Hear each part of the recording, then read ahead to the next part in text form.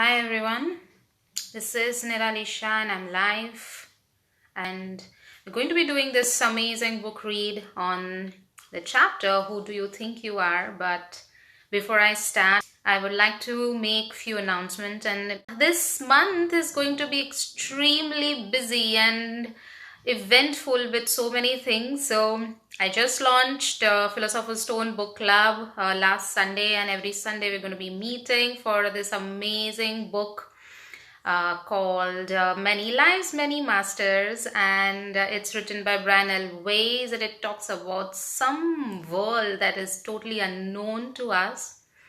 Possibly, if some of you who might be watching this right now or might watch it later might have read this book before, but then the kind of content that we're exploring together, that is way beyond just read.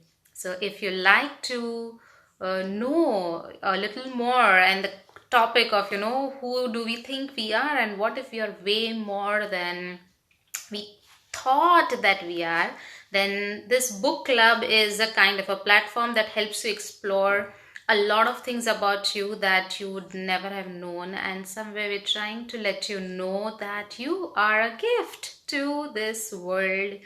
That's what I learned a little while ago, and that's the same message, the same learning, the same experience that I'm trying to share with all of you. I'm going to begin with a book read because I'm here actually for the book read. So the book is the New Earth by Eckhart Tolle, Creating a Better Life. And last chapter we read was Pain Bodies of Children, and somewhere we learned how to help child not create more of pain bodies, how to handle if child is behaving with acting up or throwing tantrums or sulking, how to remain stable, and with all of that, how to be a conscious parent so that we are not adding more in the collective pain bodies, at the same time adding more pain in the child's pain body. So it was a beautiful chapter, and it was divided into two video lives. So if you feel you want to refer to it again, please look down. Some of the below videos will have it. And today we are reading Who Do You Think You Are? So what do you think you are? Who are you? Let's read there. Your sense of who you are determines what you perceive as your need and what matters to you in life. Whatever matters to you will have the power to upset and disturb you. Wow! So how many things in the world upsets us and disturbs us? You can use this as a criterion to find out how deeply you know yourself. What matters to you is not necessarily what you say or believe, but what your actions and reactions reveal as important and serious to you. So you may want to ask yourself a question. What are the things that upset and disturb me? Are there any things that upset and disturb you?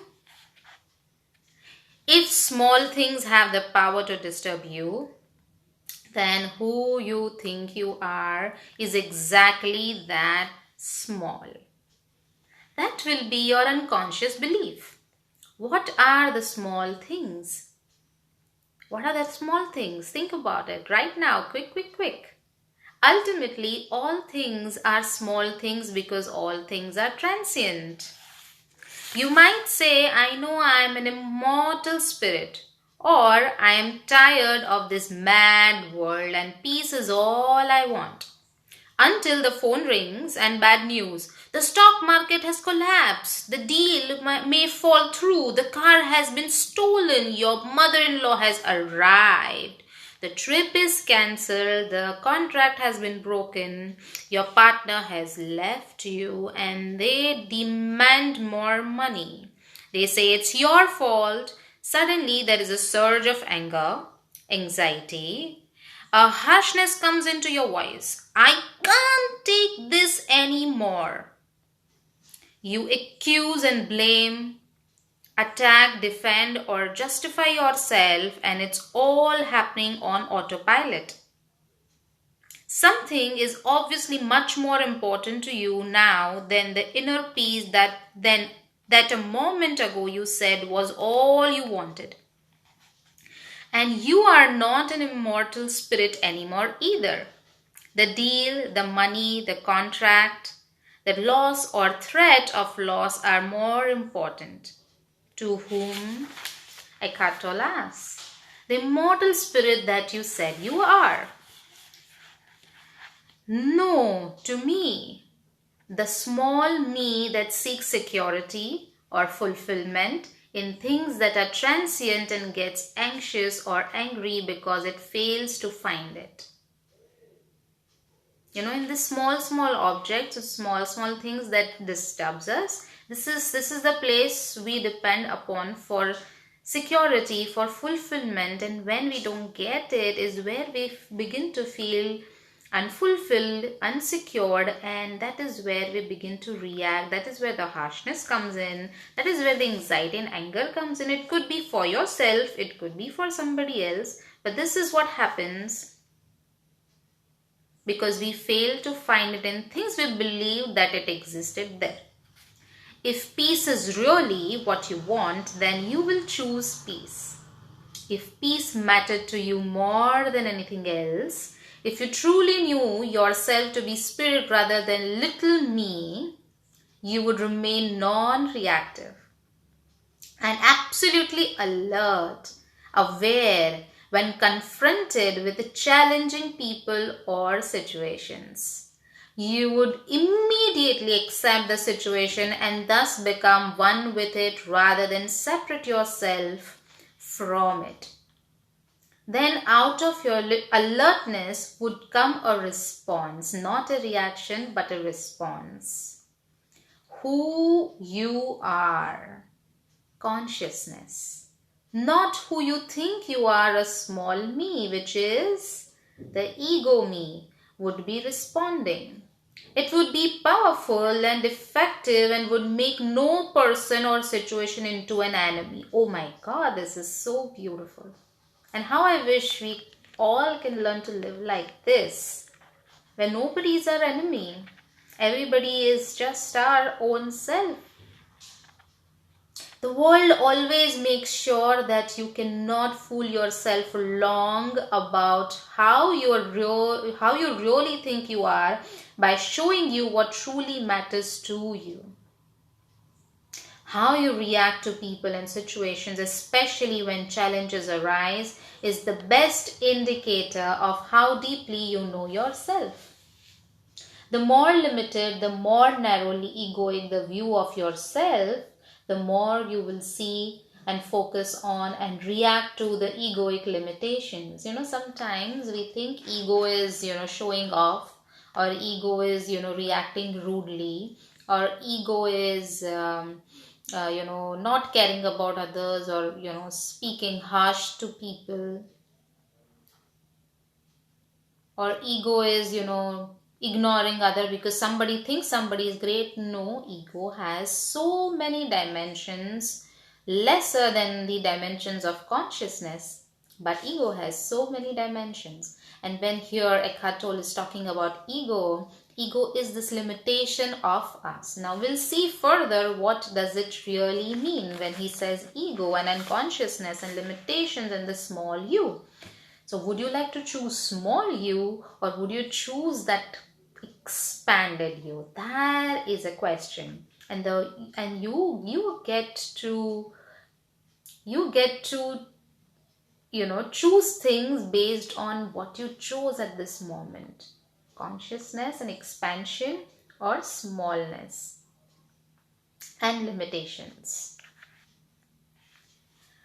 Their faults, or what you perceive as their faults, become to you their identity.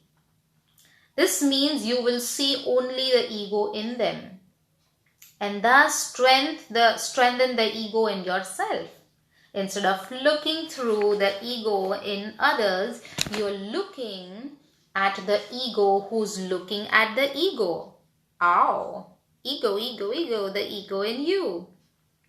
So basically what Eckhart Tolle is saying that, when we start looking at other people as it's their fault, then you are looking at them with your perceived identity that it is their fault.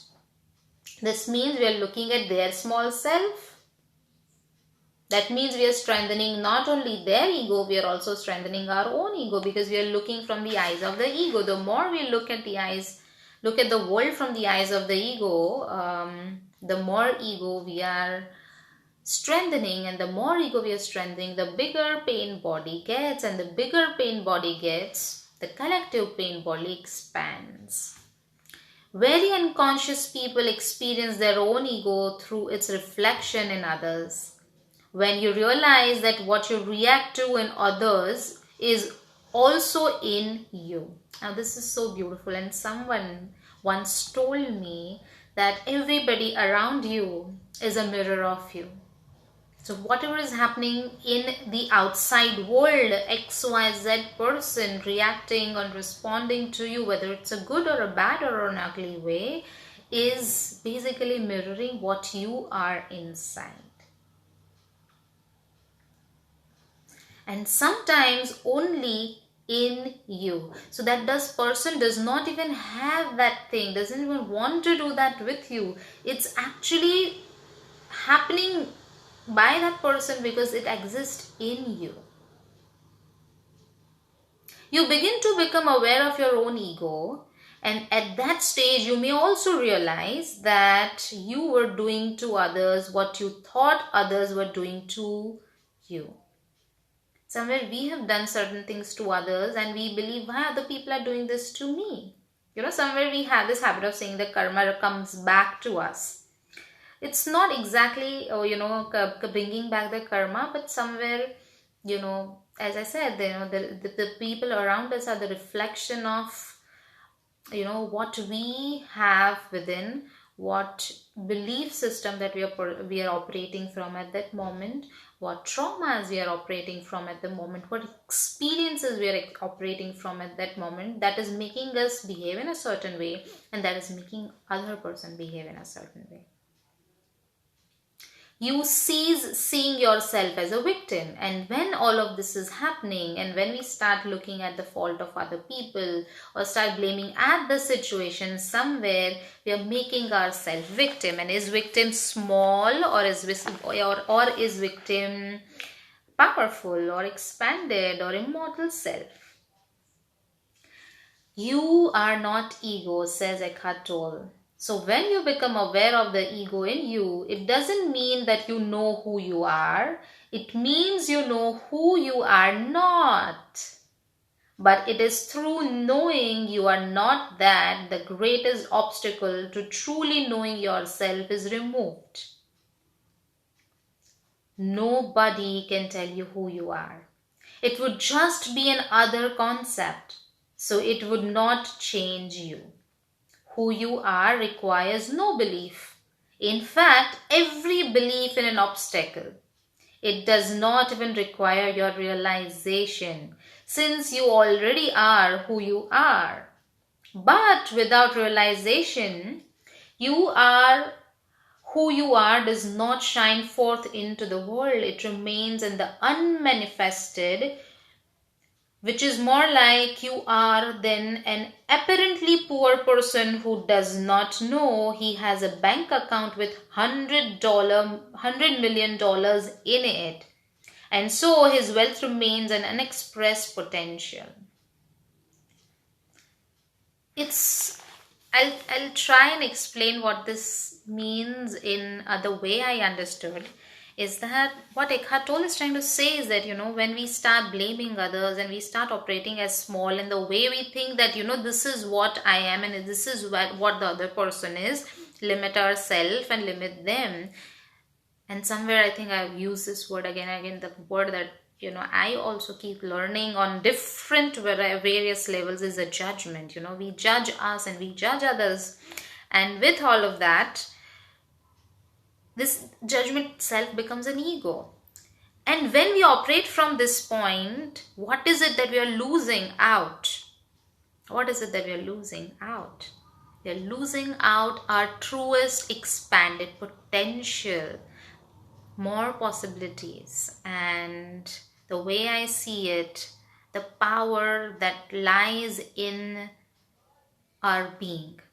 Because we looked at ourselves from that smallness wherein we are this big, and how I wish I can show you how big we are and how amazing it feels every time you get to that expanded self.